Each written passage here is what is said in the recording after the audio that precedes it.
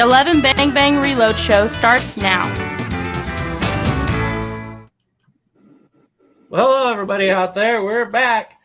This is Garrett here. This is the 11 Bang Bang Reload Show, and we have some very special guests here. Over here on top to my right is the Wild Snapper. And you all know him. He's been on here a few times, and we are very, very glad to have down here on the bottom a American. It's an honor to be on this show, man. I love what you guys do. Yeah, and one of the reasons I'll ask both of these guys on here together is because these are two guys that have more experience than anyone I know as far as either flat out manufacturing firearms or making, or rebuilding classic firearms and things like that. And I want to go down here to A American here, and I want to talk to you about, you build double barrel rifles, and I did not even know this until we talked just the other day because I had missed that video. Yeah, I've been building them for a few years. I think I built the first one back in like 2005, 2006, somewhere around there. Yeah, and it looked really cool. You're building them off of old double barrel shotguns with Damascus barrels, right? Yeah, you got to be careful, though. You want to make sure you get ones that got real heavy locking lugs and that, because, pressures on cartridges are really high. The one that I'm getting ready to start back on, it may end up just being a black powder cartridge, like a 450 Nitro Express black powder. Instead of the Nitro Express, it'd be a black powder Express or 4570, just because, man, it's an awful light 12 gauge, and I'm just not sure if it can withstand the pressures of a nitro cartridge, Yeah, so what action would you, not that people are going to do this, but what action would you use as far as brand of shotgun? You talking like old Parkers or LC Smith shotguns? I mean, I use whatever I can find, like the 416 Taylor. That's actually a lot newer shotgun, but what had happened is somebody tried to cut it down into a coach gun, and they cut the barrel so short that it was actually illegal. They were like an inch too short, so instead of scrapping the gun, I just built a double barrel rifle out of it. But most of them are older Damascus barreled guns where they're not safe to shoot. But yeah, there's a book. I'll have to dig it out. I want to say Ed Brown or something was the guy's name, or Ethan Brown or something, but he wrote a whole book, and that's where I learned to do it from, was through reading his book. And he tells you what kind of qualifications you want to use for what calibers and all that. I see. So it's not just fly by the seat of your pants. This takes some study because it's dangerous, huh? Oh yeah, definitely. I mean, you're talking about old guns, and like the ones that come from Europe and that, they'll have like nitro proof markings on them, or they'll have black powder proof markings on them and that. But in the American shotgun market, there's no proof marks that it went through proofing and all that. So it's like I said, you don't know what kind of quality steel you're getting. When I build one, I'll load up 2 rounds for each barrel. So I'll shoot 4 rounds through it, but I'll load up what I call a proof round. And what I'll do is I'll load up for a 350 grain bullet, but then I'll put a 500 grain bullet in it to get the pressures up about 1.5 to almost 2 times what a normal cartridge is. Mm-hmm. And I'll fire 2 proof loads through each barrel. And in between every shot, I'll take feeler gauges, calipers, mics, measure everything. If there's any kind of stretching, anything, period, cracking, anything, it just gets scrapped. It ain't worth dying over, Yeah. And You're not just shooting these as Damascus barrels, you're lining them, right?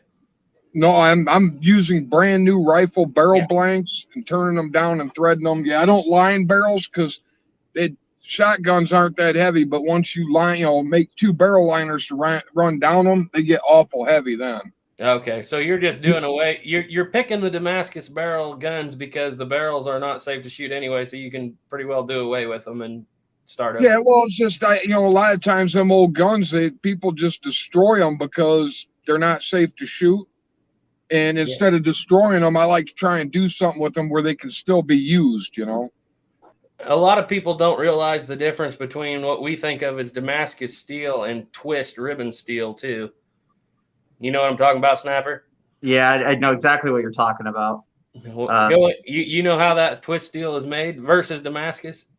Well, pretty much. It's one is twisted and the other one is layered and pounded and welded together with a high carbon and a low carbon style of metal, which will end up giving you a pattern. Quite pretty, quite nice. They do that because you could get a stronger metal and a weaker metal, so it's now tougher. And the stronger metal will hold the weaker metal, and the weaker metal will keep from breaking the stronger metal.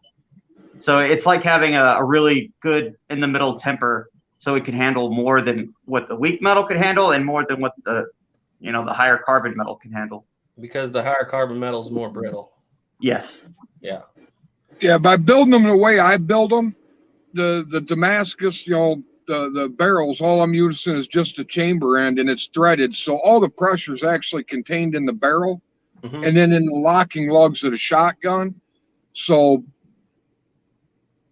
being Damascus barrel, it's as long as you've got enough locking, enough area for the locking lugs, and they're strong enough, then you're good, Yeah. But like I said, that one that I'm currently in the process in, it's the locking lugs on it are really. It's got one locking lug on the bottom, and then it's got like a dowel type on the top, and it's just they're real small.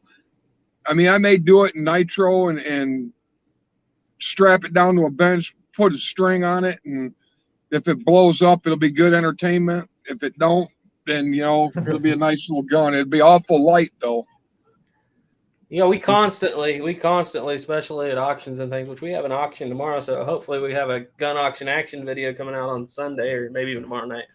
But we constantly run into these old Damascus steel and twist steel guns, and my take on it is, like you said, the actions are perfectly good, and you're, of course, completely rebuilding everything, so you don't have to worry about it. But as far as keeping the original guns, I don't mind shooting a Damascus barreled shotgun if I'm using a low pressure black powder round and it's in good condition. Damascus twist steel, I don't like to even think about shooting anything through a twist steel barrel. Yeah, I've got an old Damascus barreled shotgun that the stock was broke on. Yeah, and I ended up putting another stock on it, and the bores look brand new. I mean, they're shiny and everything. Yeah. So I don't have a problem shooting that one. I'm not going to cut that one up. Originally, I was going to cut it up and make a double barrel rifle out of it, but when I looked at how tight it was and how good the bores were in that, I just didn't have the heart to do it. Yeah. Well, a lot of people don't realize just because a piece of metal, even Damascus, is 100 years old, doesn't necessarily mean it's any weaker today than it was the day it came out of the factory. Yeah, that's a really good point, Garrett, because metal does not degrade. It can rust and it can start coming apart. The rust is the problem. If metal looks fine, it can be 2,000 years old and be just as strong as it would have been before. Metal does not degrade over time. It stays the same. But it is the rust, pitting, corrosion that starts to destroy the metal, which then makes it thinner, then which makes it weaker. Yes. Now, don't anybody get the idea that I'm thinking that you can go out and buy a Damascus gun and put a 3-inch slug, modern high-pressure slug in there and shoot it. Yeah. You want to stay – if you have a good quality Damascus gun, it is usable, good quality. Like I said, good quality. Make sure it's all in good shape, not rusted or pitted in any way. It's still usable with black powder.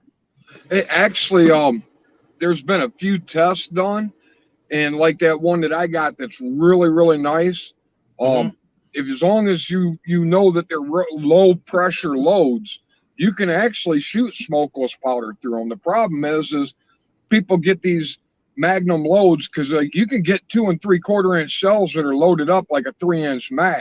Yes, and you don't want to be jamming them into a Damascus barrel gun. And another thing too, people don't realize, a lot of them Damascus barreled guns, they say they're 2 3/4 inch chamber, but them were the old paper cartridges. They didn't have that crimped over plastic.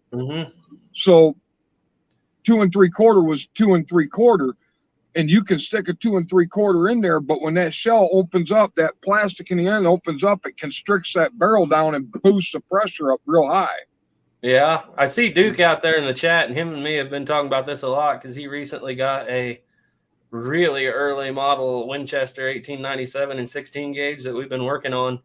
And a lot of people don't realize, especially in 16 gauges, like you were saying, if you want to shoot the plastic shell hole out of it with the crimped in that folds out, you have to have a 2 9/16 inch 16 gauge shell. I mean, I've done it. You can ream it out to a modern 2 3/4 inch, which then it chambers it for the plastic to open up.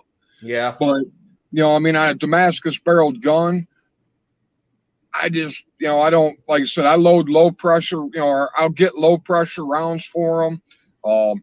And I don't usually shoot a whole lot of shotgun anyway. I'm a rifle guy or a handgun guy.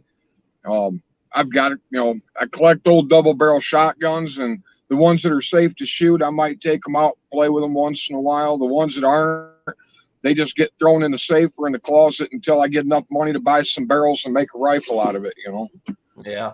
Yeah. That is true. I got over here, Soylent Green says Sarco in PA has tons of super long double hammer shotguns. I've been tempted to get one and make it a legal coach gun.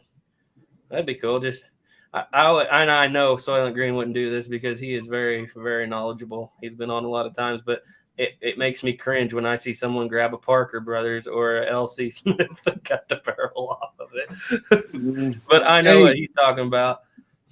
You know what, man? I was 19 years old once, and I cut up a double barrel that to this day I still kick myself in the butt every time I think about it.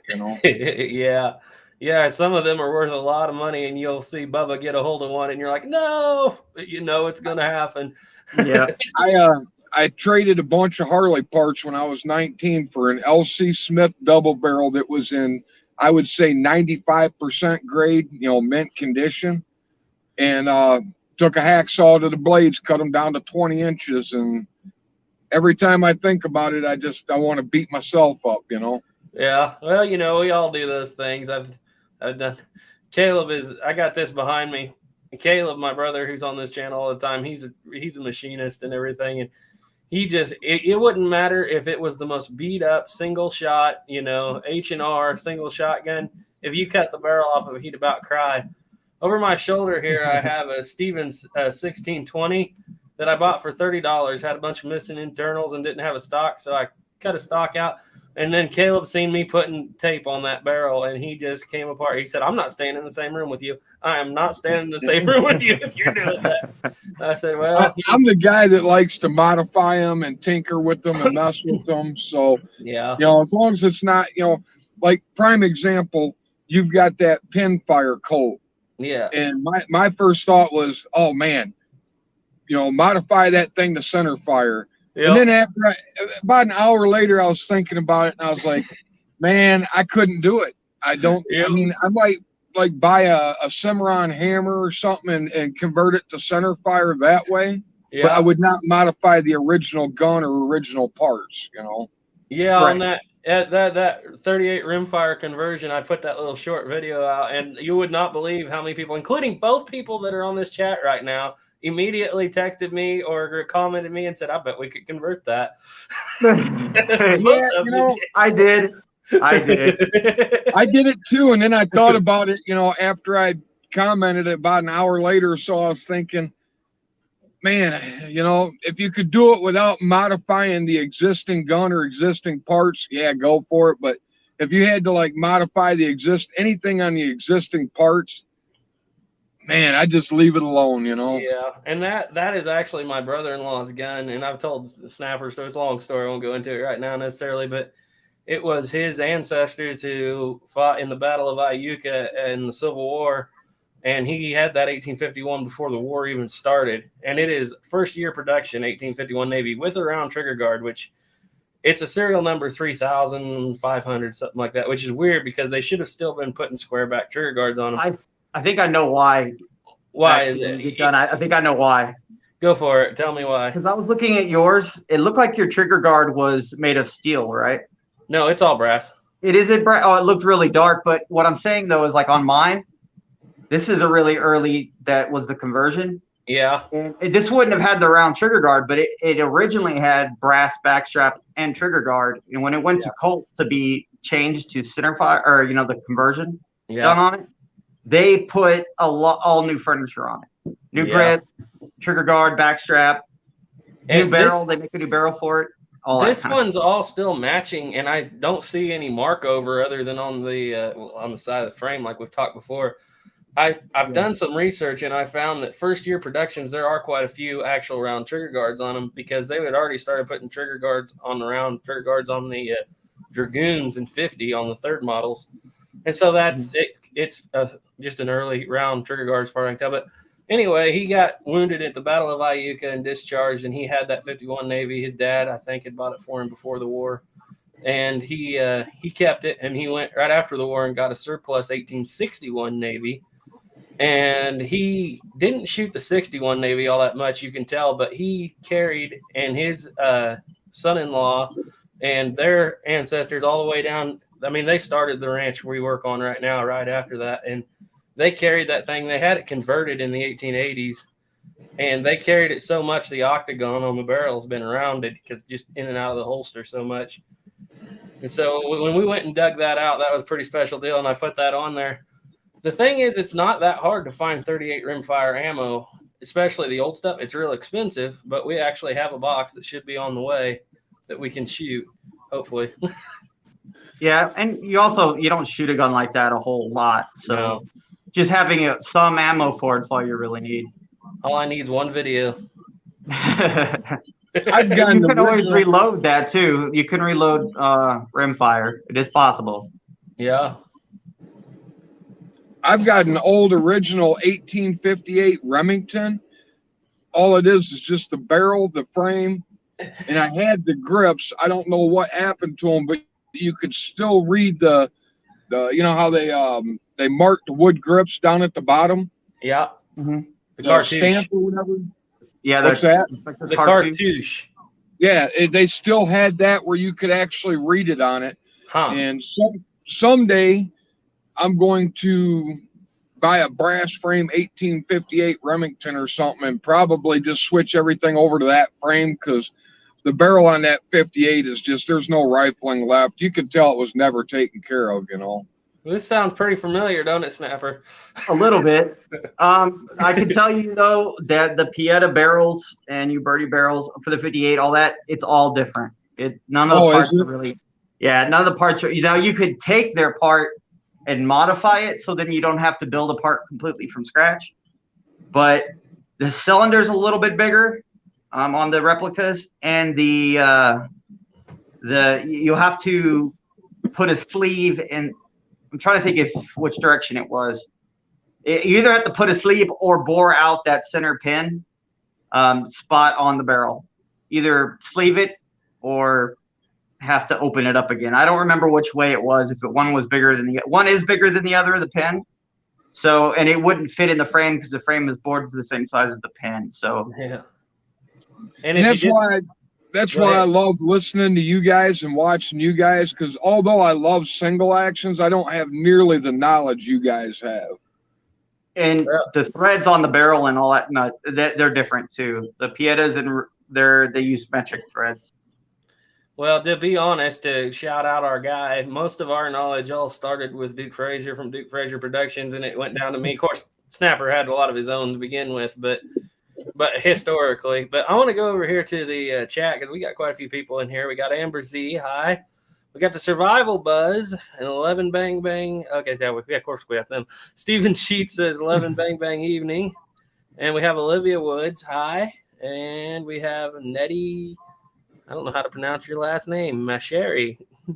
And we have Duke in, iPod Walker. All right, there's iPod. Hey, iPod. I got to stop on and watch what he says because he is so knowledgeable about a lot of things we're talking about.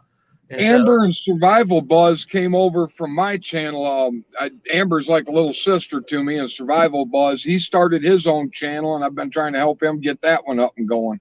Yeah, and we're glad to have you guys. We have Soylent Green and Angelica Woods in here, and Garza Vlogs, and President Jeffrey Davis. Take your hats off, boys. President. And I think that's pretty well. We got Classic Guns today, Caleb Blackwell, and I'm glad to see you all in here. If you guys have any questions about what we're talking about, you just chime in there. TNT86 and Squibload. Good to see you guys. Chime in over there in the chat, and we'll make a believable lie. Hey, TNT. You know, it's crazy because I've been watching Plowboy's Ghost for probably about 4 years, I think. And that's how I found your channel, 11 Bang Bang. And then through your channel, I found the Wild Snapper and Duke Fraser. I just started watching some of Duke's videos, and that guy's got some really interesting content out there too. Oh, he does. I started watching Duke years ago. He's got a lot of really good stuff. Yeah. I'm going to see if I can highlight. I can't highlight. Okay, there's a question over here that is actually really interesting, and you guys might know just as much about this as me, because kind of our theory here tonight is building, converting guns, things like that. Of course, 1800s, black powder stuff. YouTube, we are not converting anything we shouldn't. Okay. Classic Guns Today said, we're blacksmiths, gunsmiths converting 1851, 1860, 1861 Colts in the field between 65 and 70 before the Roland White patent expired. I know the Colt company could not, but what about individuals? Go off. I have heard yes. Yeah. And I can see it happening. It's not hard to do. It's really not if you have the machinery and the talent to do it. I've heard yes, but I don't know 100%. I was just going to say the same thing. I've heard yes, but I don't know for sure. I've actually heard people say that Colt was doing it, not for production, but, for experimental models and that before the patent was up. Yeah, they absolutely were. Thur. Yeah, they were doing that. He had an employee named Thur, and he designed his own cartridge, which would load from the front. It was a completely brass cartridge. Thank you. And he had the Thur conversions, which was a completely different type of conversion. Actually, might have been out even slightly before the Remingtons. But I got to look through here because I got a picture I'll have to show you guys. I already showed the snapper, but anything else you guys have on that subject, go ahead. Yeah, like I said, I like watching you guys and learning, because my knowledge on the single actions is very limited compared to what you guys have. You get it by buying a crap ton of books and being bored, or experimenting, which I don't recommend experimenting with original guns. Do it with modern guns. Duke Fraser Productions has a quote that I always like to use. When you know you're getting there when you're spending more money on books than you are on guns. And you can do that very quickly in the Colt world. Yeah, you can. Yeah, you can. I was really fortunate. My grandfather was modifying, or sporterizing the old Mausers and that back when they were a dime a dozen. Yeah. And so that got my feet into gunsmithing. And for years, I would go to gun shows and I would buy up every $50, $60 Mauser I could find. And I'd basically just use the action. I'd get rid of the barrel, the stock, everything else. And yeah, that's another one. Looking back on it, how many of them were numbers matching in that I did that too? I'm like, oh my God, I mean, they're probably worth a fortune now, Well, to be honest, if it was done right, and if you chambered it in one of them hunting loads, they're still worth something being used. You're not. I know you. You're not taking a hacksaw and making, what do they call it, Oberlisk or whatever, out of Mosin Nagant, just cutting the barrel, cutting the stock off, and making a pistol. Yeah, no. And I never sporterized. Like, I bought a lot of them Mausers where people had already sporterized the military stock.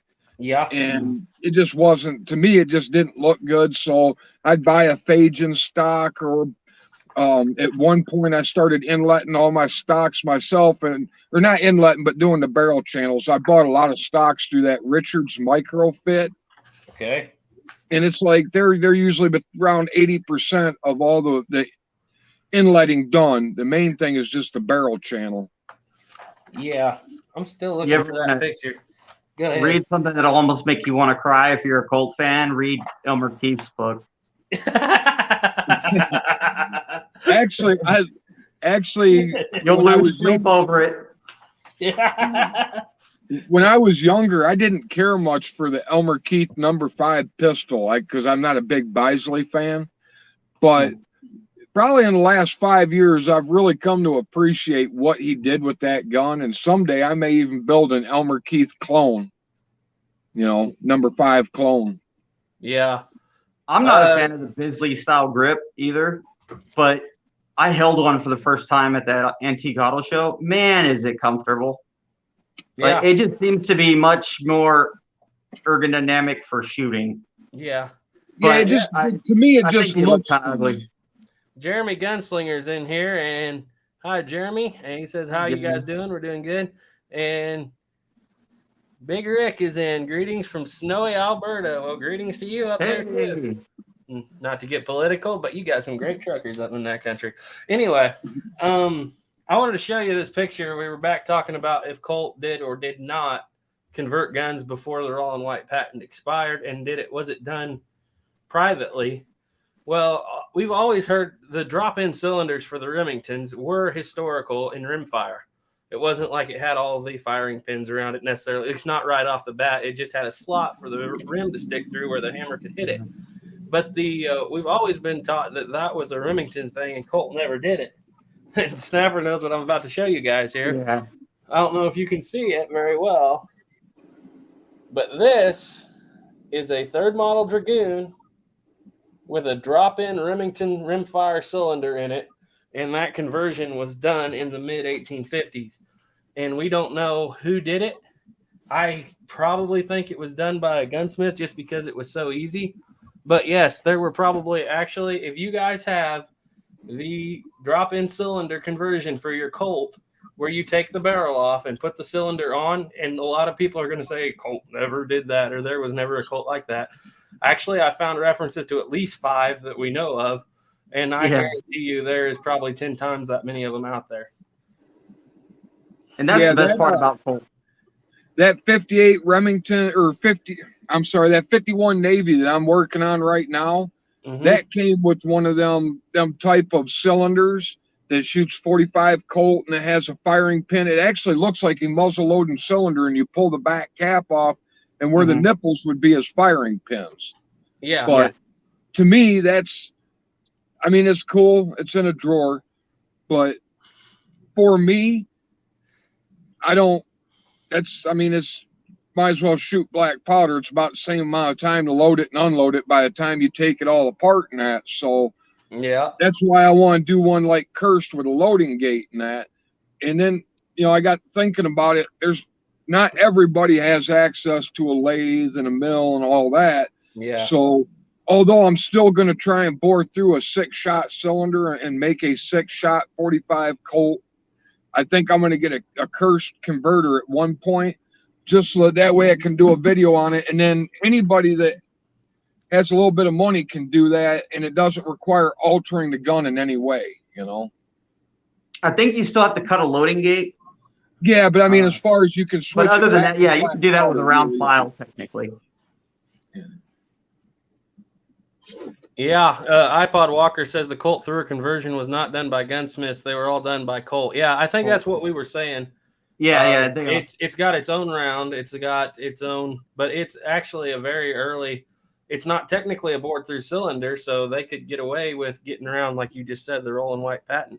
And yeah, iPod Walker chimed that in. Yeah, that's very true. What amazes me about that through conversion, if you do enough research on that, there was a lot of intricate little parts in that conversion ring in that. And considering the technology between then and now, them were some pretty skilled people doing the stuff that they were doing. Yeah. Well, a lot of people don't realize how interchangeable Colt was back then. I have a video with a single action Army, and this is I did it with this gun, this 1882 Colt single action Army. And then I have a 51 Navy made in 1863. And I wanted to see how good the manufacturing abilities of Colt were.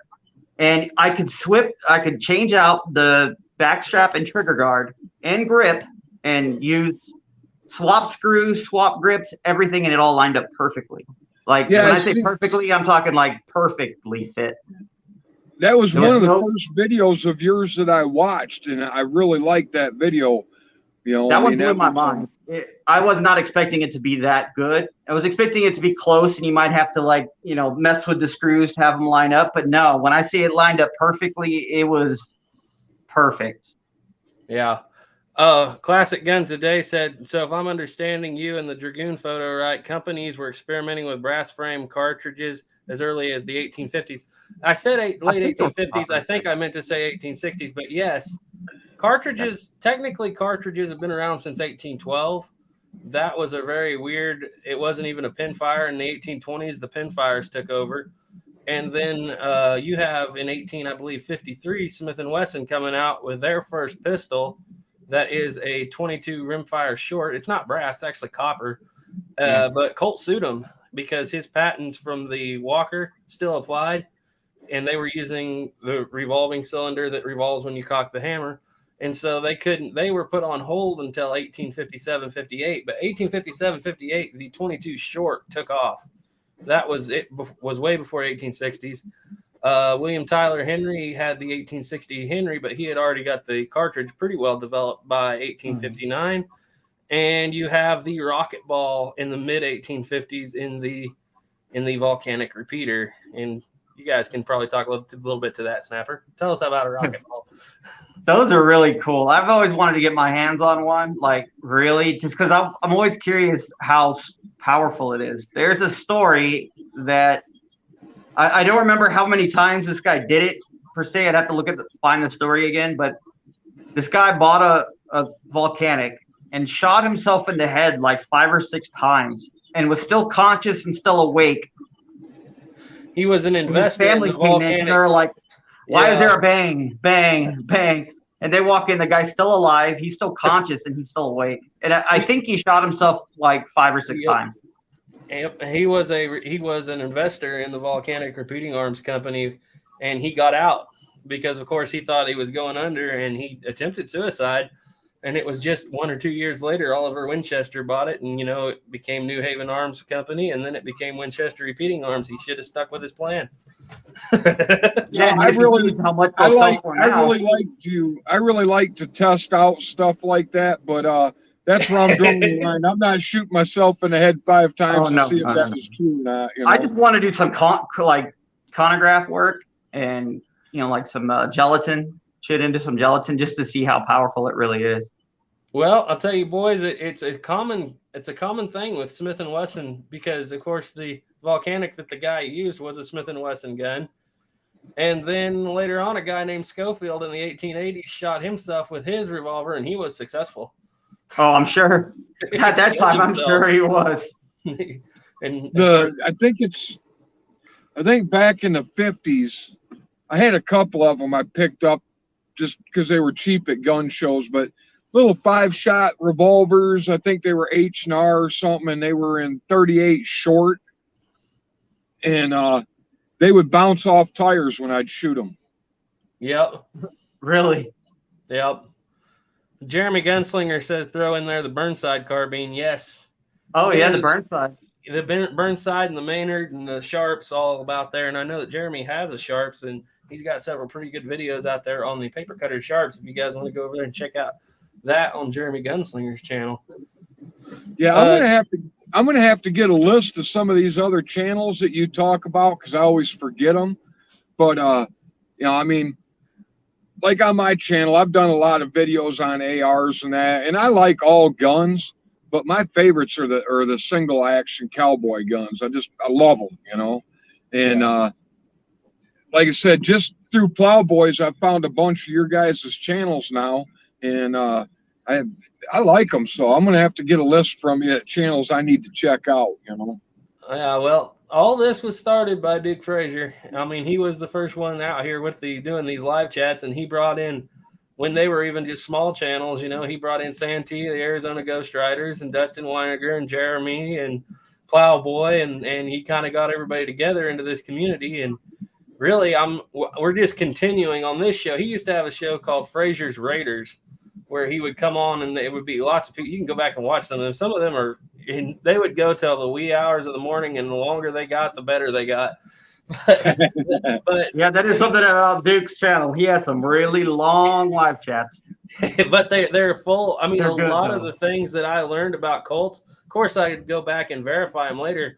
but there would be just these little nuggets in there, and they would usually be an hour, 4 hours and 30 minutes in, and you got to pay attention and be paying attention because you'll learn things about why, like Snapper and I were talking. I believe one of them was into the middle of a 6-hour live chat with him and Plowboy, probably in the 5th hour. He happened to throw out there that how many of the walkers were not returned doesn't necessarily mean that they were exploded. He turned out a little information there about how many of them Rangers were putting them in their pockets and carrying them away. I put that out on my video. Several other people did. Even Othias at CN Arsenal has got this same thing. And I really think that stems a lot of it from that 5th hour of that live chat. And I believe that is actually true. I personally believe that is true. I think a lot of them walked off. You think about it. If any of us was alive in that day and you carried that gun for any length of time and that gun saved your life just once, are you going to want to give it away? Nope. I think the cylinder exploded and I threw it in the river. It just happened to land in my saddlebag, so the wave did. I would have been like, man, I lost mine. I don't know where it went, you know? Oh, yeah. I think that's what happened to a lot of them. Yeah. I'm sure. Gray Pilgrim says, I have a Pieta clone of the Griswold and Gunnison, and I bought a Colt Single Action Army grip to replace the plastic they use. They look awful. Seeing as we're talking about Griswold and Gunnison, Snapper to you, because you're the only person I know on this planet that actually owns an original Griswold and Gunnison. So just give us a ballpark, not necessarily yours, but you've been searching this up. What is a Griswold and Gunnison worth today? Anywhere between $40,000 to $90,000, depending on how it's set up. And that's the reason you're the only person I know that has one. Yeah, they're expensive. They're ludicrously expensive. And not only that, it doesn't really matter what condition they are, I've noticed. Because the one that was the high end of that was shot loose. I mean, you could grab it and feel the barrel wobble. That's why, I ended up with mine. It was shot loose and it was parted out, but the important parts were still there. And when I went to that gun show, like a lot of people, when I was talking to them and, discussing and looking at it, I told them that I had one. They asked me to bring it in. That was a big mistake because that was really, really, really hard not to sell it. Because they were making offers like that damn near for the gun. Weren't you offered a Dragoon with a stock, or was it an 1860 fluted cylinder with a stock? Both. It was a bunch of guns. I was offered two Dragoons with a single action army and an early single action army, and one of those Dragoons had a stock and a fluted cylinder Colt.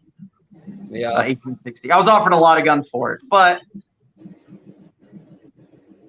the only reason I didn't sell it was, one, I realized that how good my wife really is, because the second I told her that, I thought she was going to be like, you turn around and you go sell it right now. And she didn't. She actually kind of looked at me and said, don't sell it. Whatever you do, don't sell it.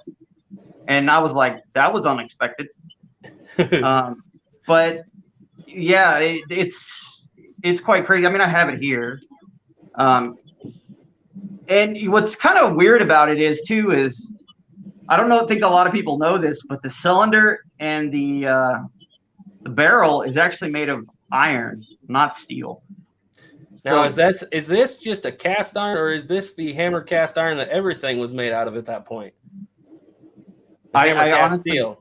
I don't know. I don't know. Because I wish I could tell you, but I don't know. The cylinder, is it made of twist steel? Yes, it is. That's the difference. It's not camera cast. It's twist. It is, but it's made in a different way. Yeah. Once you said that, yeah. It's twisted. What's kind of neat is you can see them on the cylinder. When you hold the light up just right, you can see the lines and which direction it was twisted. Like this one was twisted to the right, or to the left, depending on what side you twisted it from. For me and everybody else that's out there, can you explain that process? You would heat it. You would get a bar stock, the size you would need, and then they would heat it red hot, and they would put either like a pipe wrench style system on it with two arms, and you would just twist it and twist it and twist it. Now you didn't want to go too much between heatings, and what it would do is it would make all the grain, because normally when you cast something, the grain's everywhere. Mm-hmm. And metal has grain like wood, and when you twist it, it turns the grain, so now it's wrapping around the cylinder. So it ends up making the cylinder stronger from bursting outward. It holds in pressure better. The same idea with the twist steel barrels on the shotguns. But yeah. But see, I got to study on this, and because the reason I'm talking about it is I can't believe everybody talks about, oh, the Griswolds and Gunnison, they're made out of iron, and it's scary, and why would they accept that? And I got to look back and say, of course it's twisted iron, but is this not the same iron that Dragoons and everything else that have been made out of? It would have been the same as like the Dragoon, because I don't think the Dragoons were steel. I'm pretty sure they were iron. 0.095 carbon content in those, so they have a little carbon, but yeah. And the reason why I'm not scared of it is when you hold these things and you see how many times they were used and how much they were used, if it was going to burst, it would have burst a long time ago. Yeah. I see you have some thoughts on this down there, American. We're not trying to overtalk you. Go ahead. Oh, no. I'm actually, like I said, I'm learning stuff. This is stuff I didn't know, I mean, I knew they were made out of iron, but, I mean, I didn't know they were twist or anything like that. So, I mean, I'm enjoying just listening and learning something. Yeah, he's definitely working on that one. When you got it, he sent me pictures. It was a frame, cylinder, and barrel, and everything else he has on it are actually the internals are from an original 51 Navy, and the grips. He was brave enough to take an original set of 51 Navy grips and heat and bend them. Dumb or brave. They're very close. They're very close. Because the Griswold and Gunnisons, even if you buy the replicas today, they don't have the right grip frame. The grip on it, well, show us there. You got yours there. Show us what the grip frame should look like on a Griswold and Gunnison. I thought I brought down mine. Hold on one second. I guess I didn't. I've got an original right here if you want to. Go ahead and show yours. It's really hard to tell through the video, and I'll try to exaggerate it a little bit. So here's the 51 Navy. I have a set of grips that I thought I brought down with me, but apparently I didn't. And they're leaned back. If you look, this is more the 51 Navy here on top, has more of a steeper angle curving downward. Mm-hmm. And then when you look at this, try to compare them as best as I can. Wrong way. Yeah, you can see that the Gunnison, the grip looks like it's almost angled more up. Yeah, it looks almost like if somebody was beating somebody with this and they bent the handle backwards. Yep. That's kind of what it feels like. They're bent backwards just a little bit. And what was really neat, too, is having those other two as a comparison. I brought a set of dial calipers with me, and I measured the grip frame all the way down it, top to bottom, and then I measured the angle from the corner here to the bottom corner here with perpendicular to the frame. So I ended up setting this one up to be exactly the same as the original. Now, if anybody's interested in those numbers, if you have a Griswold and Gunnison Pieta, and now you're going to have to go back on Garrett on this one because I used real brass, so it's easy to bend. The new stuff is not easy to bend. You usually have to cut it and re-weld it. What we did was we took a Traditions 1851 Navy and we rounded the octagons off the barrel. And, of course, it's a brass frame. And we took the cylinder seam off of it and flattened the trigger guard. And I didn't have any access, of course, to a real Griswold and Gunnison when we did it. So I just went by pictures to bend my grip frames. And my grip frame, as you look at it, is actually a little too far. It's a little too far. We were comparing them the other day. This is an original. This is the original 61 Navy grip. Oops, I don't hit the microphone. I don't know if you can tell the difference there, but yeah, that's the change. But yeah, if you're gonna do it with a replica, the alloy they use today is not pure brass like the old ones, and it will run if you heat it, and it will break if you bend it. So finally, after several tries, we just cut it and rebraced it. Yeah. But if anybody's interested in those numbers, I'll load up a short video or something because I can't post pictures yet because I don't have enough subscribers. And I'll get you guys these measurements and the angle. So if anybody was wanting to get the right grip, and the thing about it too is, I don't know if you can tell, but this back strap is a lot thinner now because it was wide, way too wide. And I had to shave a lot off there and a lot off under here to get the angle just right. And it's quite small, believe it or not. It's smaller than you would think, especially with the, I haven't put any wood grips on it, but holding the other ones, they're quite small grips. They're not that thick. They're not that big. Well, we got to work on getting your subscriber count up because, like I said, I've been learning a lot from you. And if you need to put pictures up, we'll work on that. Yeah, if you wouldn't mind, I would love to get my subscriber. I just want to get enough so I can actually use all my options, like posting pictures. Past that, I don't really care. I enjoy having a small audience because you get to know them better. I will tell you, as the bigger you get, I mean, I read every single comment that's sent to me, and I try and respond to every single comment, even if it's just a thumbs up and a heart. But the bigger you get, the harder it is to keep up with it. And YouTube has actually become a full-time job for me. I mean, I come home from work and I'll spend 4 hours every night just going through comments and that. And that's not even counting emails. Well, I don't know how you keep your sanity at that point. I had one video that blew up and had about 2,000 comments in 3 or 4 days, and I was pulling my hair out trying to keep up.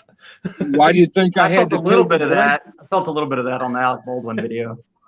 That's why I took a break from all the politics, because like when I do these single action gun videos, they don't get a whole lot of views and comments and that. And sometimes it's just nice to get a break away from it, you know, and just do something I enjoy doing. Yeah. Like I said, classic guns today. Squidblood says, could you bend the grip on a replica to match without weakening it? Yeah, Squidblood. That's what I was just showing you. We made this out of a cheap $170, and I think this is probably the first Griswold and Gunnison that looks right. Snapper would tell you that was fired on YouTube, because we bent these grips and it's got the screw hanging out of it right now because I'm putting the spring back in it, and I haven't finished tightening everything back down. But we have a video of us building it, and I shot it in the Memorial Day Confederacy video. And yeah, you can do it. But like I said, you don't cut the frame, you cut the grip frame, and you cut it in 3 places. If you go back and watch the video, I explain it. And you just rebraze it back together. If you look real close, you can still see on this one, there's a little bit of a braze visible that I still haven't finished polishing down yet. But how many of them Griswold and Gunnisons were actually made, original ones? Around 3,000. 3,000, and a very few iron frame ones. I've only heard that there's like 1 or 2 iron frames that they ever found. So you think about it, of them 3,000, how many of them were shot loose and just destroyed in that? There's probably, I would guess, there's probably less than 1,000 original ones left out there. Yeah. Oh yeah, I think when I got a hold of the Griswold and Gunnison people, and I think that they said it was anywhere between 300 to 500. Yeah, 300 to 400 is what I've heard. So that's why there were so much money then. Yeah. And people will, it's like a walker. It doesn't matter if it's beat up. It doesn't matter what condition it is. It's still going to sell for stupid money, because if you want a walker, you're going to either have to buy this one or wait 20, 30 years till one comes up for sale. And that's how these Griswolds are getting, is if you wanted one, you either buy the one you have or you're going to have to wait. And it could be up to, 5, 6, 7 years before another one comes up for sale. Well, someday I am going to have an original Colt 1851 Navy, and I'm going to have a Richards Mason's conversion, God willing, because I would love to have an 1872 open top, but there wasn't a whole lot of them made, so the chances of me ever finding one of them that I could afford would be slim and none. I've been doing a lot of research on it because Plabelin has talked about this last time, and I realized I didn't know as much about it as I should. And the answer is there's right around 30,000 of the 72 open tops ever made, and almost all of them are in 44 rimfire. Well, that 72 open top is my absolute favorite Colt gun ever made, as far as looks. Yeah. It's a beautiful gun. I love the looks of it. It's my favorite carry gun. I'm not so fond of the fine sights on the back for snap shooting. I've debated on getting I think it's the Type 1 Richard Mason conversion where the hammer still has the rear sight and the hammer. Yeah. Because that has the firing pin like the 72. And then changing the hammer out on mine because I can't see the rear sight on my 72 for shit no more. Yeah. Let's see. Jeremy's asking about that number. I just happen to have the book right here. You guys go ahead. I'm going to look for a number. So you're talking about every time I watch like you or the Snapper, you guys show them original Colts, I just drool all over myself. Yeah, me too, because I can't afford them either. They're all my brothers. What's cool about them that a lot of people kind of don't understand either is it's really rare to find one that is like 100% in working order. Like there's usually some kind of flaw on them. And even the more expensive versions, that just means a gunsmith played with it a little bit. That one that you've got, that you got the history on and everything. Oh yeah. My God. I would love to have that gun just because of the history of it. You know, I mean that. Oh yeah, man, this is my baby. If my house was burning down and I could only save one gun, it would actually just be the single action army. Yeah. I would probably burn up because there's no way I could just pick one. When it comes down to my very favorite, like don't get me wrong, I love this Griswold and Gunnison, but it feels like a cheap Pieta, like that's beat up. That's really what it feels like in your hand. It doesn't have that all feeling to it. I wish it did. It does feel interesting holding it because you know it's special. But my second favorite is my Dragoon, my old Dragoon, that first model. And my number one favorite is still this single action army, just because of it was one of my very first real Colts I ever got in my hand as well. And my favorite of your gun, Snapper, is a tie between that conversion you got and that Peacemaker you got. Yeah, this guy or this guy, huh? Yeah, that conversion, I was drooling when you did that little. Matter of fact, I commented I want a longer video on that gun. I will. I got you. I actually have range video of it already where I went and shot it, and I haven't edited it yet. But I will. I promise I'll get it up for you soon. But yeah, Plowboy's Ghost. I every time he gets a new gun, it makes me want to go get one. You know, his 72 is beautiful. I actually want one of those. What's that? Plowboy's Ghost is open top. That with those, you know, the Magnetus grips on it. That looks nice. Like that is just a beautiful gun. I've got the 1872 open top X in 44 special with the 7.5-inch barrel and the navy grip frame. And of all my handguns that I've got, that's my favorite. It's your favorite? Yep. But that one that I did the crosses on, that Peacemaker, it's running right up close second now. My son wants a set of those grips for his Rough Rider. He you know, one day I want to get him a proper single action, but every time we ever go to a gun store and it has the you know, the holy smoker, what they call it out of Pieta, or you know, our Cimarron calls it the holy smoker, but the Hand of God gun from 310 to Yuma. Yeah. My son just sits there and is like, "Oh, I want it." Yeah. Well, you know, I've got the Man with No Name gun that looks like a 51 Navy, but it's 38 special. Yeah. And I bought that one without the rattlesnake grips because it was $200 cheaper, you know, and it's like that Pistolero I got. I mean, brand new, that gun.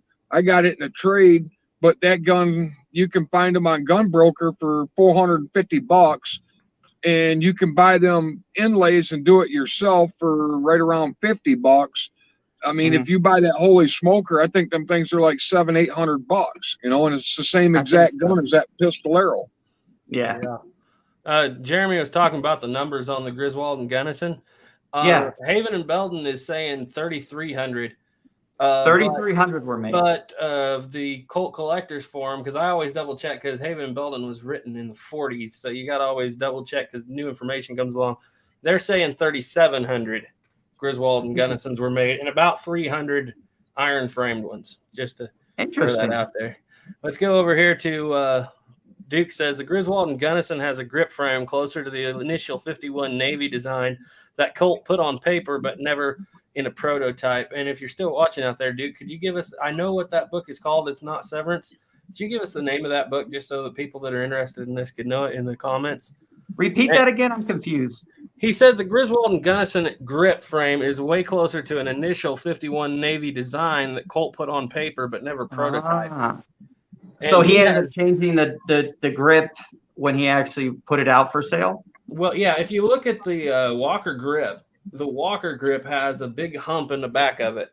And what they were trying to do then is design a grip that felt like the old single-shot flintlock pistols, according to Duke. And by doing that, especially the Griswold and Gunnison on mine, it really feels like kind of like I'm shooting a flintlock pistol when I hold that grip. I agree. When I don't have wood on these yet, but just holding it, it has that same feel of a flintlock where you have to lower your wrist a lot more. Wrist would be tipped more. Yeah. Let's see. The Classic Guns Today says the Griswold original grip is sort of like an older Pieta 51. There's a lot of interest in this snapper. You're gonna have to make a grip video on that. iPod Walker said, "What's Snapper's YouTube channel?" He is the Wild Snapper. You got to scroll through a few, but find a yellow background picture with a bunch of guns on it. The easiest way to find it would be just type in Wild Snapper Colt, and that usually pops up pretty quickly. Olivia Wood says, "I just subscribed to your channel, Snapper." Hey, you're getting up there. You're gaining. Yay! I've watched so many of the Wild Snappers videos now that as soon as I type in the word "the" in the search column, his videos come up. Yeah. Duke says the rich. Were you guys talking about hammers on the 72? I wasn't paying attention. He was talking about the. I was talking about changing out the hammer on my 72 to, I think it's the transition period, Richard Mason's Cimarron conversion, because the hammer's got the rear sight in it. Yeah, he says the Richards and 72 hammers won't interchange. And he's probably right on account of the modern replica of the 72 has that big old claw firing pin on it, which the originals did not have because they were actually in rimfire. But yeah, they won't. You probably would interchange with a little bit of, I would say, with a little bit of fitting and working that. You can always make something work. No, when I was talking about was on my set, because you were talking about the rear sights on the 72. Yeah, I'm getting older. It's getting really hard for me to see that rear sight. Yeah. So I actually thought about taking a file and doing it real nice and rebluing it, getting rid of that and putting in the Cimarron Richards Mason. I think it's the transition period one, has the firing pin like the 72 in the hammer. Yeah. But then it has the rear sight in the hammer too. Let me grab one for comparison, guys. Where you have the sight in the back of the hammer right here? Is that what you're talking about? Yeah, because I can see that better than I can see that little sight on the 72. That's kind of interesting because, like, when you guys were talking about this gun was converted, for the knowledge that I know, in 71 or 72. And mine's a center fire.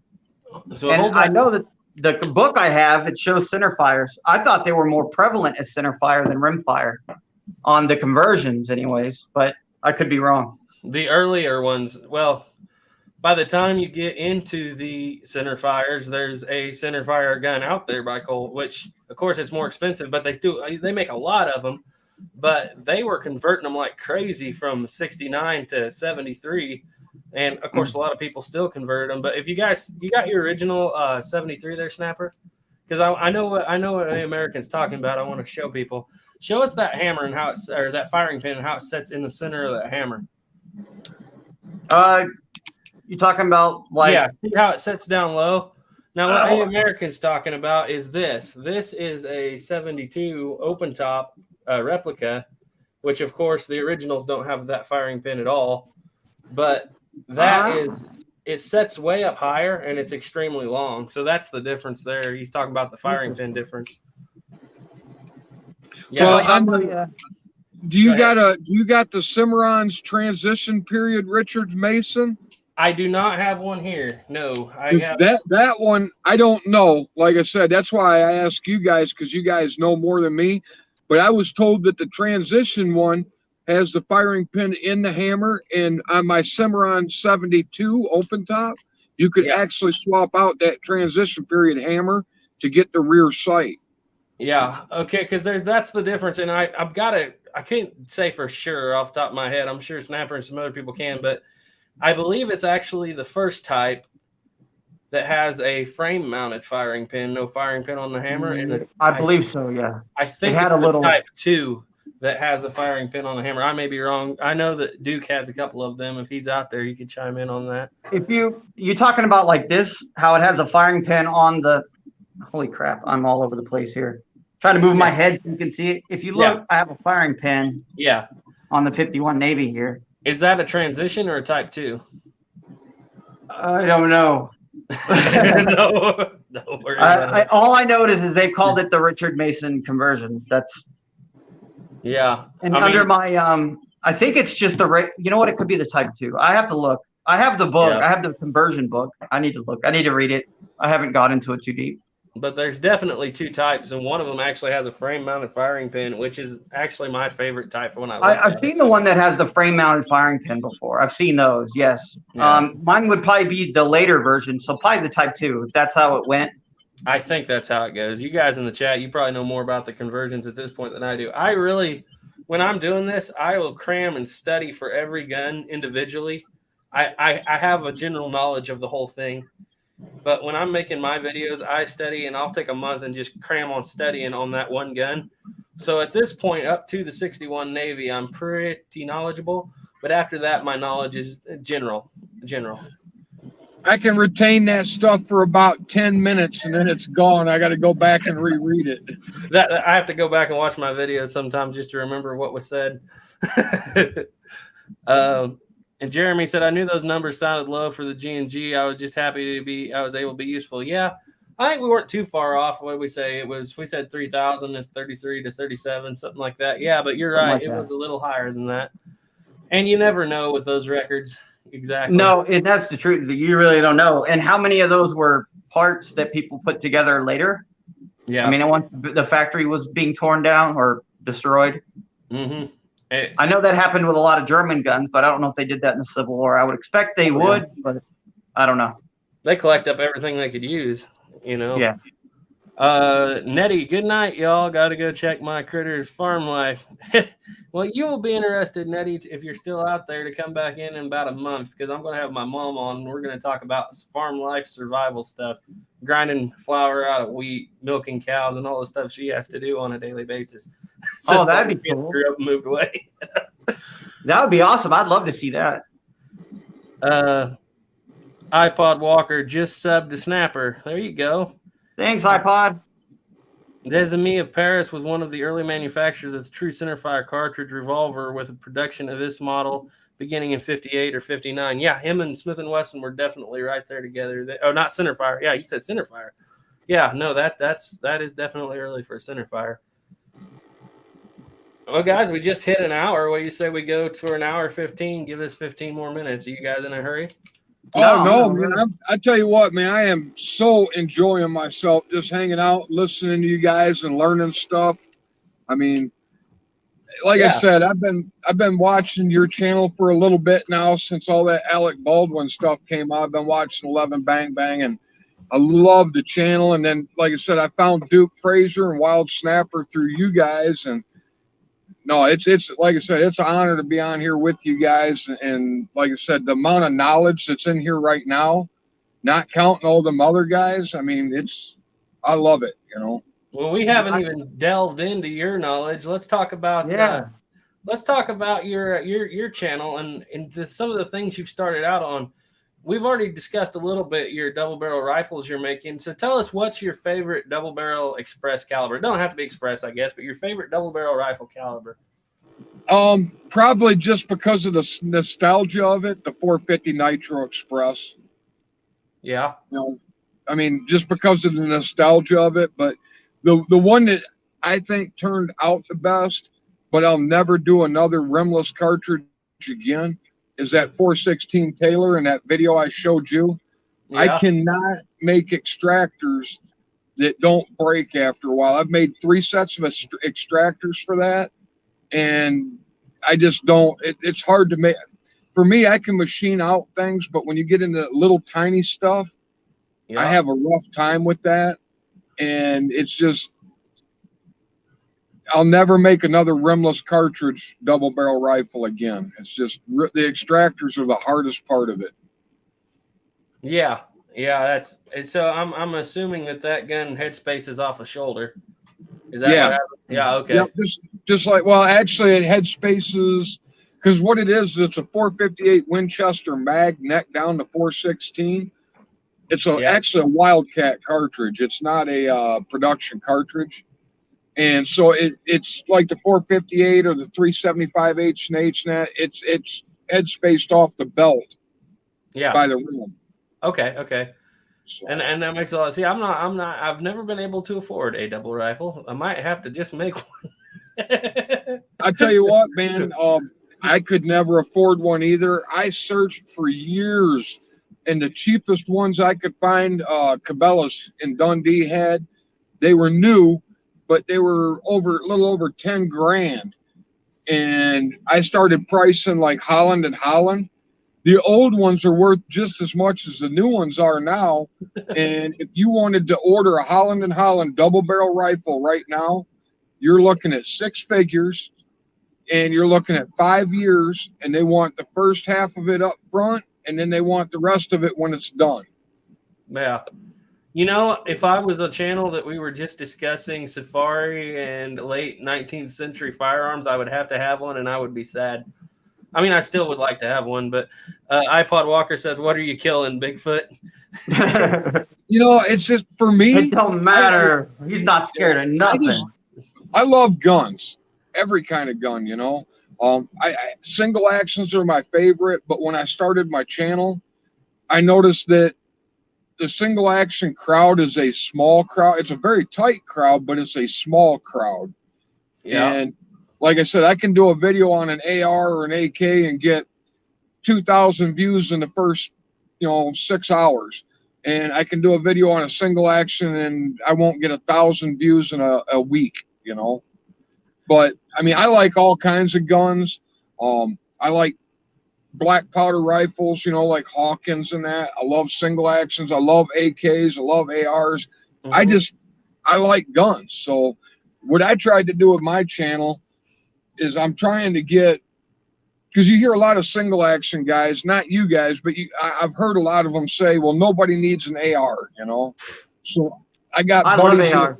Everybody. I've got buddies that they think that, a 6-shot Colt is all that, and they do the cowboy action shooting and that. And I got one of them guys to go with me to the shooting range, got him to shoot my ARs, and he fell in love with them. And he was actually the one that turned me on to all these Cimarron reproductions, Yep. And I want to see, because if you watch different gun channels, it's like, it's a split group. I mean, yep. AR guys rag on AK guys, AK guys rag on AR guys, and if Colt guys rag on Smith & Wesson guys.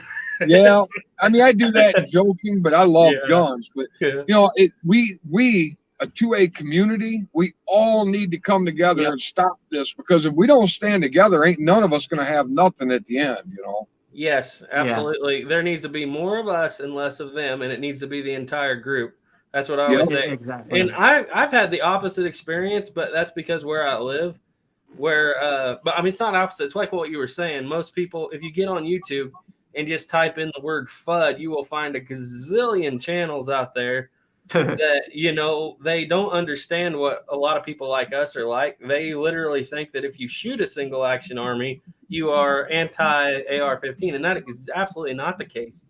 We love those guns. But I grew up with true. I've met one or two true FUDs in my life. The guys that they talk like that, the guys that would say you don't need an AR-15. However, I have met a lot of people that hate the old style guns. And like you said, it's a constant war. We shouldn't be at war with each other. There's a bigger war going on the outside.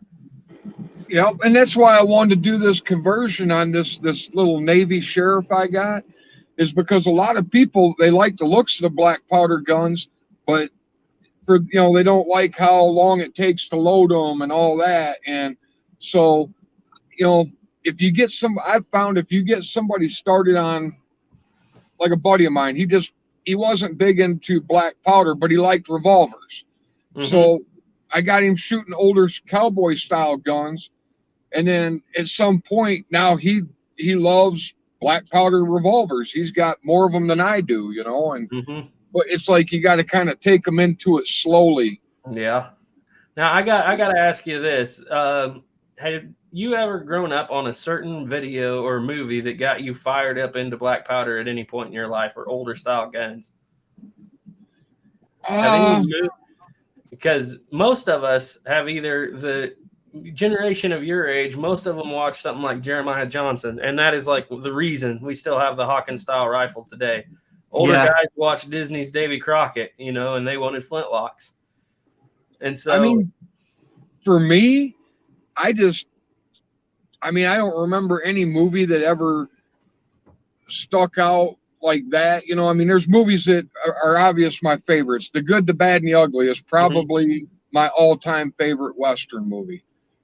Yeah, I'm a Clint Eastwood fan, but that's just me. But I've always had a fascination with firearms since I was a little kid.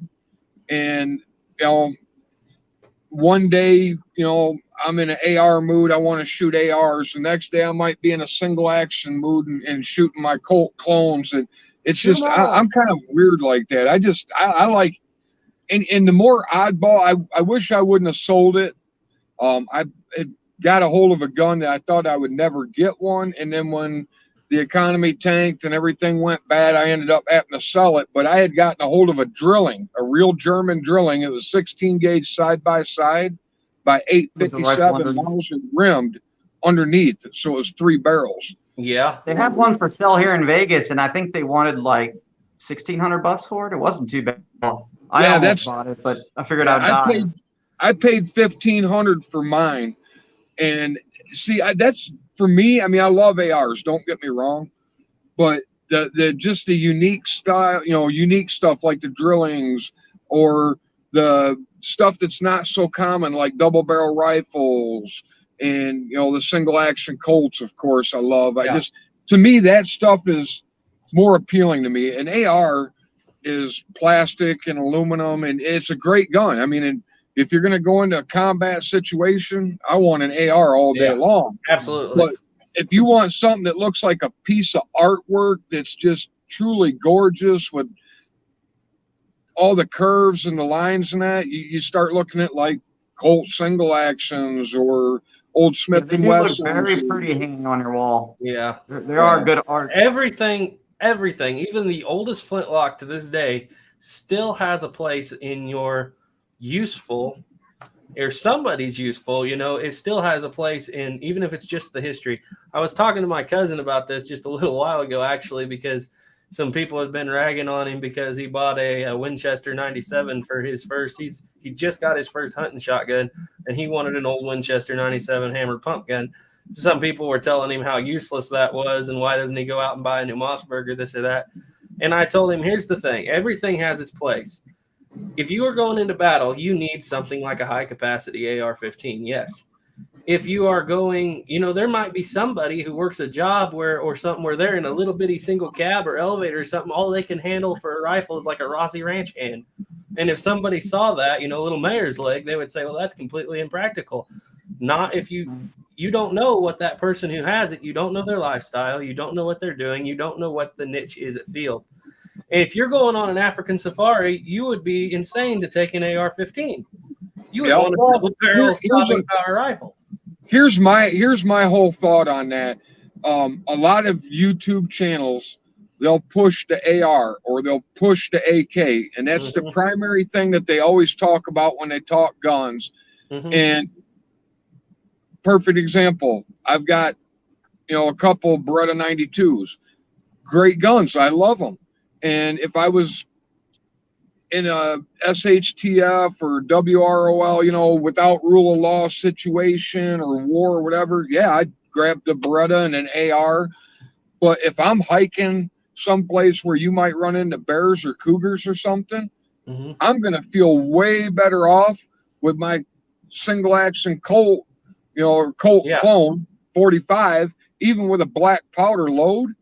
I'd feel better with 5 rounds of that than I would 17 rounds of 9mm. You know, I mean, it's just, what situation are you in? I mean, if I'm going to be going against something like I might run into a grizzly bear or something, I want as much, you know, power as I can to put it down right now, you know? Yeah, and still be portable. So to me, every gun has a use, you know? I mean, a lot of people think single actions are out of date. They're not really no good or nothing. I prefer revolvers. And I just seen a YouTube channel the other night. The guy was saying that, you know, if you carry a revolver, you're stupid because this cop or that cop, you know, shot a suspect 30 some times before he died in that. And I tried to explain to the guy in the comments, that I'm not a cop. And if a cop sees me walking down the street with my Beretta 92 on my hip and 3, you know, 17 round mags, I'm going to be in a world of trouble. You know, I mean, they're going to give me a hassle where I can carry my 357 Magnum snub nose. And it's not, you know, all that is if I get into a bad situation, somebody's trying to rob me or something, it's to get me away from the situation. I don't want to kill nobody or not. I just want to get out of that situation and get away. So for me, you know, every gun has a purpose. I mean, I'm not a huge fan of 22s, but 22s are great guns for teaching young people, you know, small people, cheap. They're cheap to shoot at, but for me, they're not enjoyable. For some reason, I just don't enjoy shooting 22s, but they have a good purpose, you know? Yeah. And I've heard that argument myself a time or two. People will go off on the, well, this person was shot, you know, 30 times, like you just said. And my answer is usually, well, if that's the case, they were probably shot with a 9mm or 380 to something to that effect. If you got 6 rounds of 44 Magnum, candle goes out a lot faster. That big round than a 9mm. You know, for one thing, the guy, you know, and I watched the whole video before I commented, and the cop shot like 200 rounds, but out of 200 rounds, I think they said he hit the guy 18 times or something, or 20 times. And I'm like, well, there's part of the problem right there. Where'd the other 170 rounds land? No. But you know what I'm saying? I mean, both of them were shooting at each other and reloading. And now I have a really close friend of mine. He's like a brother to me. He's actually a retired cop. And I would never want to get into a gunfight with that guy. He shot IPSC. He was fast. He was accurate. And because he shot competition, he shot every day. He trained every day. And I guarantee you, he wouldn't have to reload once, twice, or 3 times if he would have got into a situation with somebody shooting at him. Because, and I have cops in my family, and a lot of them, they would go once a year to qualify and then never shoot their gun again. My carry gun, if I'm going to carry a gun, I need to practice that gun. I stop minimum once every other week, but I try and stop every week to the local indoor shooting range, and I'll go through 2 or 3 cylinders of 357 mag hollow point, because that's what I carry. And I don't just aim at the target and shoot. I practice pulling and shooting and you know, leaning and shooting and stuff like that, because if I ever get into a situation, I don't want to be that guy that shoots 5 shots out of my revolver and never hits nothing. It needs to be muscle memory. It needs to be just natural. You just grab it and go, you know. And me and you were talking about that. I've always carried Colts, even though Plowboy has showed that you can carry some of them with 6 rounds in them. I've always carried any type of Colt or Colt clone with 5 in the cylinder on an empty chamber. And because my 1911 is single action, I carry my 1911 hammer down. because from shooting single action Colts, it's just habit. As I'm pulling the gun, I'm cocking the hammer. Well, I treat my 1911 the same way. Yeah. So no matter, in like my single action, my little snub nose, my carry gun, just because of shooting single actions for so long, when I pull it, I almost always cock the hammer as I'm bringing it up. Yeah. Just out of habit. So no matter what gun I grab, it's always the same thing. I don't have to, oh, wait a minute, this one's got a safety and this one doesn't, you know? Yeah, exactly. And you don't get, and Ethan pointed this out because one time we got into that a little bit. We did a video that was a mud test comparison, AR-15, AK-47. That was a dumb decision. We'll never do that again. But what we found was it didn't matter, guys. No. We put mud on the AK on top. It ran just fine. We ran both of them actually with brass ammunition just to make the playing field level. We put mud on the AR. It ran just fine. We dropped the magazines that we were loading into the gun in the mud, and they both shut down within 2 shots. Yeah, the magazine is the most important part. If you get mud in that ammo, it's over. And I agree with you. You've got to learn to train. And I'm not getting off subject here, but you've got to train. You've got to learn. You've got to know what your gun's capabilities are. A lot of people nowadays, of course, there's not enough ammo to go around. So they will, buy an everyday carry gun that they've never fired in their life. And then they'll go to war for that gun, even though they've never even pulled the trigger on it. And go ahead. When I was younger, I was of the mindset that, when I was a teenager, not a teenager, but in my 20s, everybody wanted, that's, the Lethal Weapon movies and stuff, Everybody wanted a Beretta 92, high capacity and that. And I was in that mindset myself, and then as I got older and then I'd listened to people that had been in real life situations, I was like, well, it really doesn't matter what you carry if you can't hit nothing with it, I mean, shot placement is much more important than shot power. Yeah. I mean, I know women that literally carry a 22 long rifle, little revolver for concealed carry because that's what they're comfortable with. Mm-hmm. And I'm pretty sure a 22 long rifle in the head will put you down just as good as a 357 Magnum in the chest, Yeah, that's what old Barry used to say. That's what puts the candle out. He's right. When it comes to 9mm, though, like on the Beretta 92 FS, the M9, basically, I can tell you that that's plenty of power. There's plenty of power there. Yeah.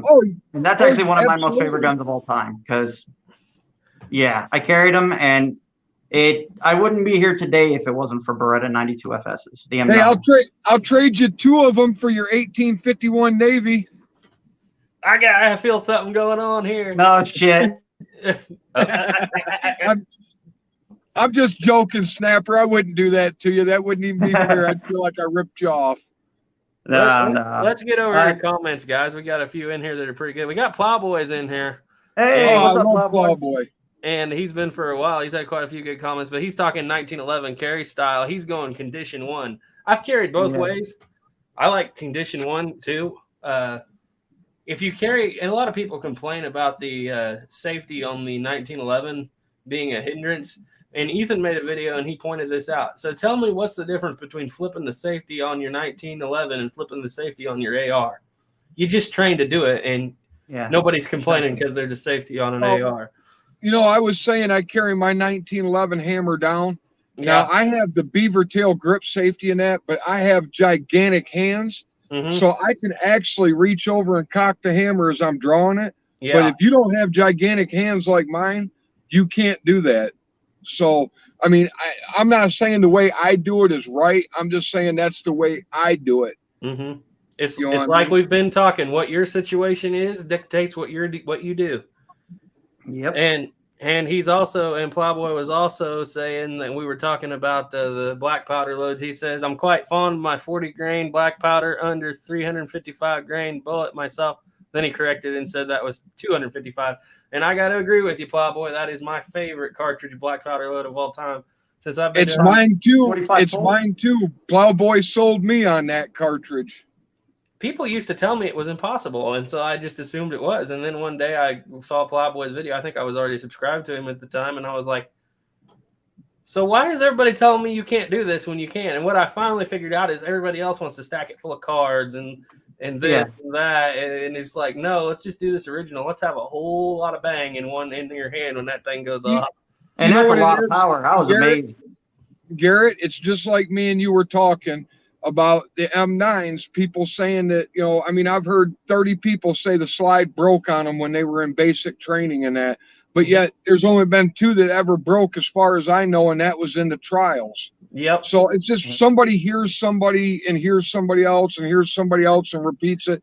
I found that load, Plowboy's load, the same way you did watching this video. And I was like, I was told you couldn't do that. And I did it, and I was like, guess what? You can do that, you know? Well, Snapper and I are over here laughing back and forth about what you're saying about how everybody in your training had it happen, but it really only happened 2 times.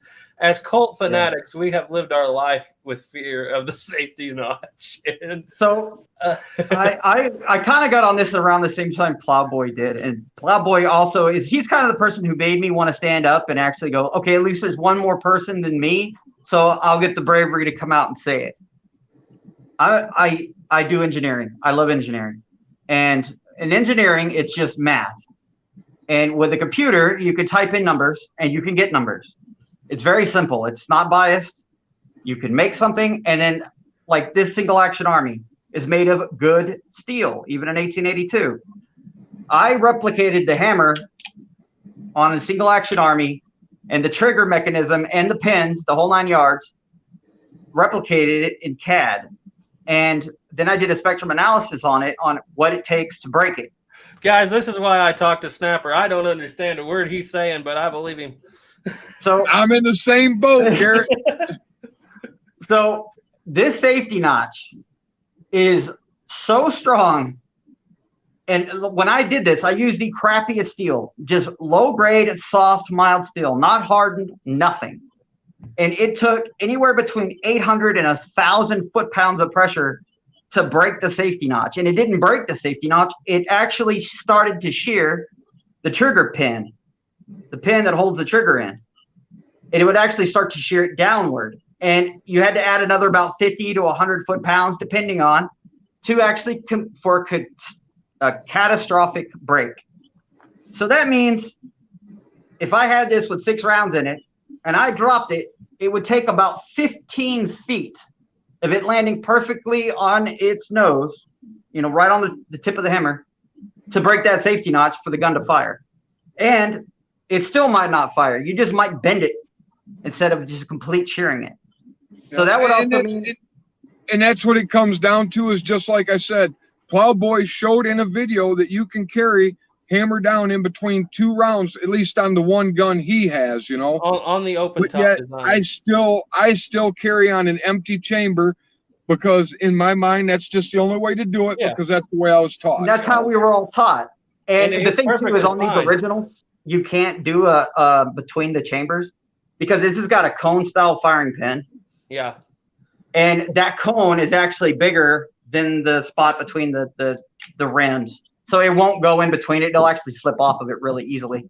Well, but what you Plowboy can trust that safety notch. What Plowboy is showing you on is actually a 72 open top, and you can do it on the Schofield, definitely. The Schofield manuals, actually, people talk about doing that in the military. The open top, of course, it was a rimfire, so there really wasn't much of a firing pin there to do with anyway.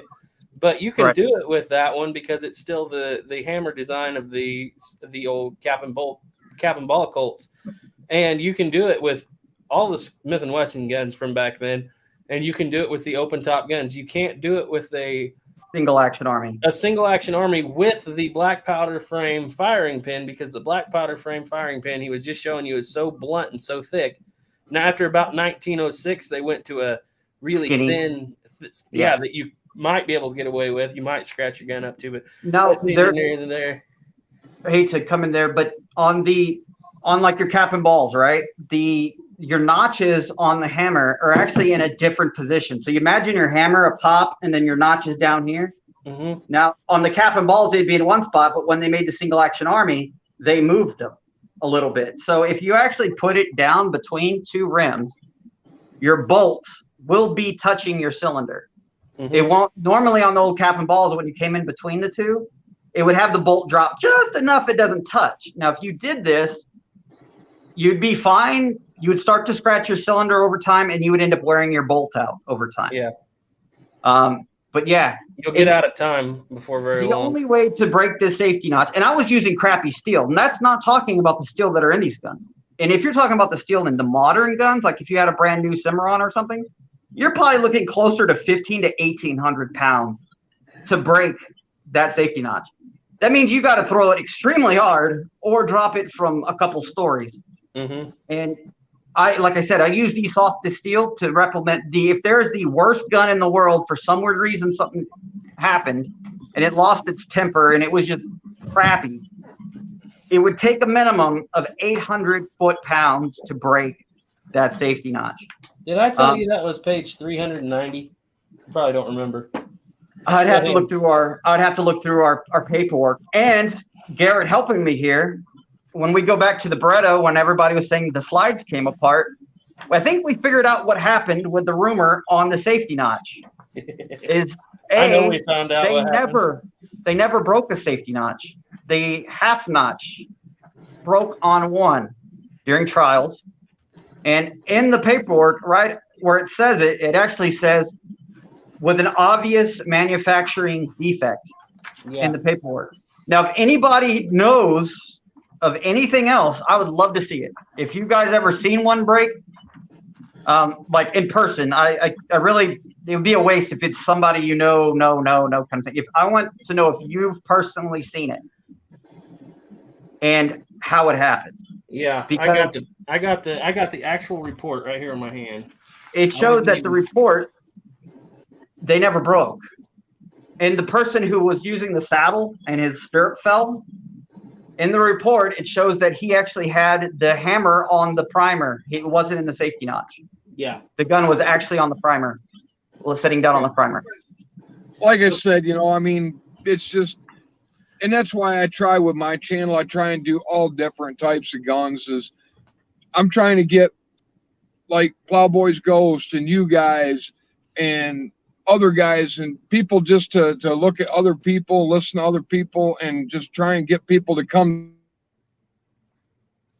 Uh-oh. We lost him. Uh-oh, he's back.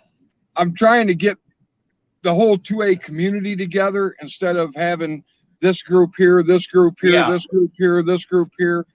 I just want to see us all come together because, like I said, if we don't come together, we ain't going to have no rights, Exactly. And we're going to close this down pretty quick, but I'm just topping off what Snapper said and what you're saying about the Model 92.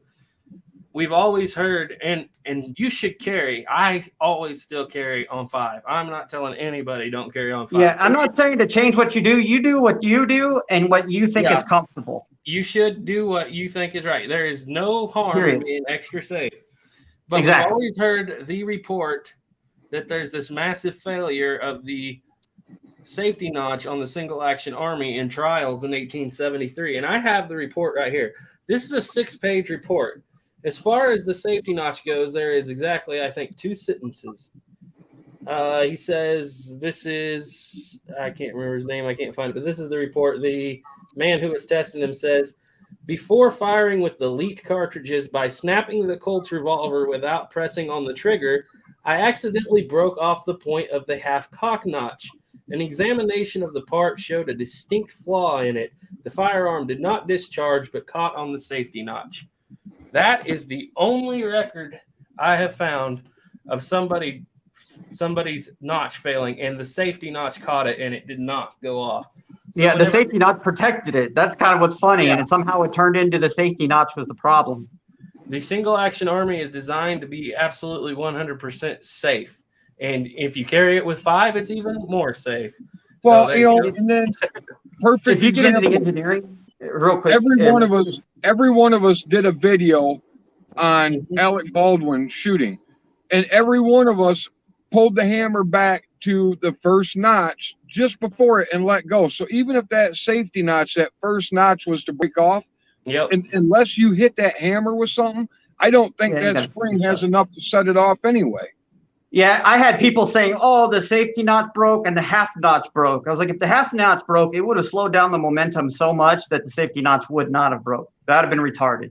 Yeah, and the idea that the trigger broke is the trigger's made of better steel than the hammer anyway. Yeah, and that's the thing too, real quick on one subject, is if you've ever seen a single action army with a half notch broken or the safety notch broken, we think we have a theory why. And because when I was doing that spectrum analysis, I wanted to look at how much pressure it would take to break the safety notch if somebody grabbed the trigger and pulled it as hard as they could. Yeah. Well, we went from foot pounds to inch pounds. I don't have the exact number, but it's doable, but it was very high. So say if you were in a life or death situation and you pulled this thing out and you started pulling and it was on the safety notch and you pulled it, freaking out, trying to get the gun to discharge without realizing you didn't cock it, it might be possible to break it there. And it was neat because the way it's designed, it would actually peel away the entire half notch or the safety notch, because those are actually channels so if you had the actual trigger that moves, there's a channel for the safety notch and the half notch, and the trigger head would fit in it. And so it couldn't just pop out. You would have to break it off. And I don't know what you guys think, but as far as the whole Alec Baldwin thing, people comment in my videos that, oh, well, the gun was modified or whatever. If there would have been anything wrong with that gun, trigger, hammer, sear area, anything, they wouldn't still be investigating it. Yeah, and Plowboy, if you're out there, just for your information, I don't know if you remember this conversation or not, but I have been through probably 5,000 pages of Colt documents, and I've yet to find the Phantom Notch. That's probably a joke only Plowboy gets, but yeah, it was a pretty good one he had going on. But you know what I'm saying, though? People were saying that. People were saying that the gun that Alec Baldwin had was broke. And I've tried to explain to people, if that gun was damaged, they wouldn't still be investigating that. It would have been declared an accident by now. Yeah, the first thing that would have came out is gun broke, actor killed kind of thing. Yeah, the first thing that would have came out was the armorer saying, "I can't load this thing because there's no half cock notch." Yeah, that too. Like, there's no half cock, you can't load the damn thing. You can, but it's very difficult. Yeah, it would be really difficult. And they have multiple guns per actor, so if you were having a hard time with one, just sit it down and grab another one. Yeah, it doesn't make sense. All right, guys, we ran longer than I intended, but man, this has been a good chat. I've been having fun talking to you too. This is some of the most fun. Oh man, I tell you what, thank you very much for having me on. Like I said, I've been talking to you guys, in emails and on the phone and stuff, and it's just a pleasure to talk to you guys and hang out with you. Yeah. Let's run over here to the chat one more time, because there's a lot of good chats from very knowledgeable people over here. I can't read the comments on this little phone, so you'll have to. I can't. Yeah, that's fine. I'm going to go back up here a ways, because Classic Guns Today, if he's still out there, had a good one, and I didn't get a chance to answer it. It was a good question. Let me see if I can find him again.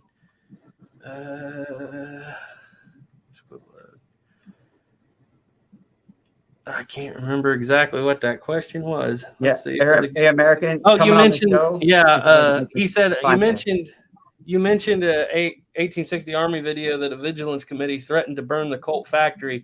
I think around the middle of the war. Did Colt actually have a fire? Cause? Was it arson? The vigilance committee threatened him on April, I believe, 3rd of 1861. Which was before the war actually even started. They didn't threaten to burn it down. They threatened to clean him out, was the exact quote. And, of course, that never happened. That was just a threat. The fire happened on January 4th of 1864. Yeah, I think so. Yeah, January 4th of 1864. And it started in the very top of the factory. There's 3 levels there, and it started in the top. I don't think the Confederacy did it, because, nobody in the Confederacy absolutely hated Colt. Everybody knew then that he had sold as many of them as he could to that point. And Colt was a big Confederacy fan, the way it sounds like. And he is, and it's not that. It's also that he, if he quits making them, they can't capture him. They like Colts as much as anybody else. And the people that really benefited from that were Remington, because, of course, the contract for the 60 Army was already done, but that put everything out of whack for for Colt. Now, Remington didn't do it. It's not like there's a conspiracy. I think somebody was up in the attic smoking, and the records say that you couldn't hardly walk on the floors of that place because there was so much grease. The grease was 3 inches thick on most of the floors. And I think somebody was probably smoking in the attic and probably caught it on fire. I don't think there's probably some Smith & Wesson fanboy out there. But anyway, I hope that answers your question. And Plowboy said, my last several trades purchases have been other types of guns, but I still love my lever guns and single actions first. Gray Pilgrim, Gray Pilgrim said, I have 3220 Army San Marcos single action and would love a lever 3222. And I'm going to go through here and just pick some of these highlights out, guys. Plowboy said, I'm studying on buying an M1 Garand from the CMP at this point in time.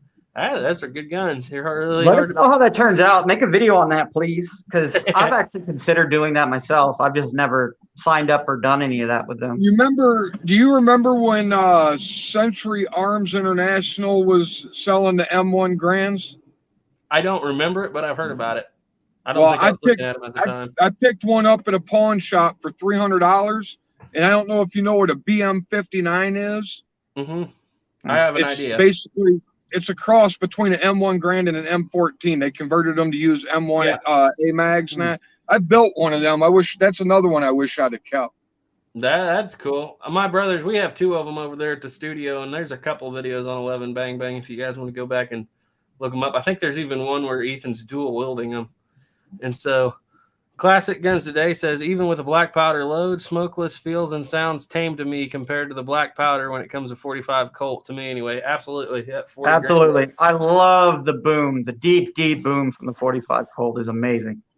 If you want to see the difference, there is a video, and it's over there on Duke Fraser's channel of him testing out the Smith & Wesson Schofield, where we loaded up in that gun. We loaded smokeless powders with 8 grains of unique in them. And then at one point we do a 25 grain Schofield charge. And then at the end of that video, we were shooting full 40 grain Colt charges out of that gun. And the sound difference is just amazing. All right. And iPod Walker said, was there a 22 muzzleloader for plinking? Just how much target practice did the 1850 farmers and packers do? There wasn't. It's too hard.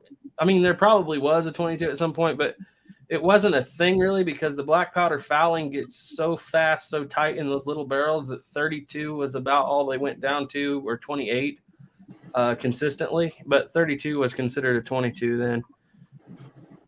And that's pretty well all we got over here in the comments.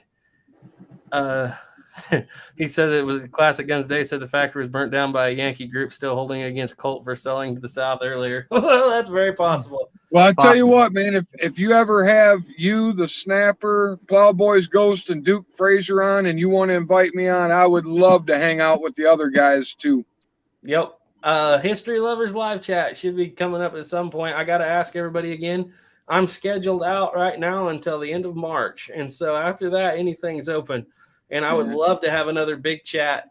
All right, guys, we're going to get ready to go here. I believe I got to look at my calendar here to get the date. Make sure I get this right so I don't mess it up. I'm always shocked at how fast these go. Like, you sit down, it feels to me like 20 minutes, and we're at you look up and it's been 2 hours. All right. Yeah, it don't seem like we've been on that long. No, it doesn't. On February 21st, which is President's Day, Duke and I are going to come back on and do part 2 of All About Colts. If you watched our last video, it's 4.5 hours long, and it covers everything from the Patterson to the 62 Pocket Police and Pocket Navy. And so that is all covered. Now this time is going to be more concise and shorter because we're going through all the conversions, and we're going to dip into his knowledge on the conversions. We're going all the way from the 62 through the house pistols, everything to the 73 single action Army. And that'll be, like I said, that is actually a Monday night on the 21st of February.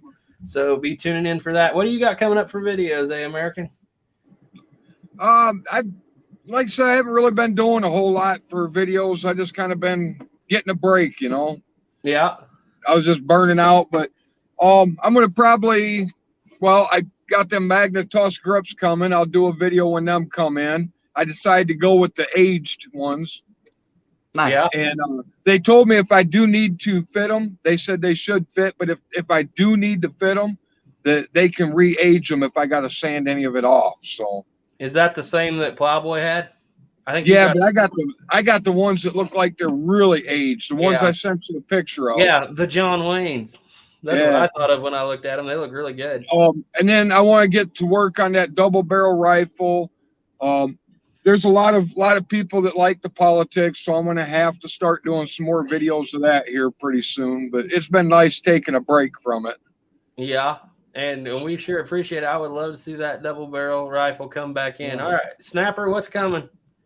Well, I'm going to show off this a lot just to upset a American. He's trying to make me cry in front of everybody. I'll be doing the grips on the Griswold and Gunnison soon, and hopefully shoot it within the next 2 weeks. That's the plan. Yep. Which is cool because I really think I'll probably be the only person alive once I shoot it that have shot an original at that moment. That's why I wish there was more people down here. Yeah. Well, you need to come down so you can shoot this stupid thing with me. We have a big around the country trip hopefully planned for next January, a year from now. I sure hope you guys do. It's gonna be a big tour, but I hope so. We do. I can't give away too much, but in April we do have a up and coming small tour with another channel. I can't give everything away yet, but there's gonna be some collaborations coming up then. It's not a small channel. It's bigger than ours, but you know what I'm saying. Just one channel. And I hope to see y'all there. Guys, I really appreciate you coming on. This has been an excellent conversation. I absolutely appreciate everybody who came out and watched. You guys, your comments are so, spot on. And we learn probably more in these chats from the comments than we do each other. So I want to thank everybody, and I say good night. All right. Good night, everybody. Good night. And again, thank you for having me on. Yeah. Thanks for having me on, too.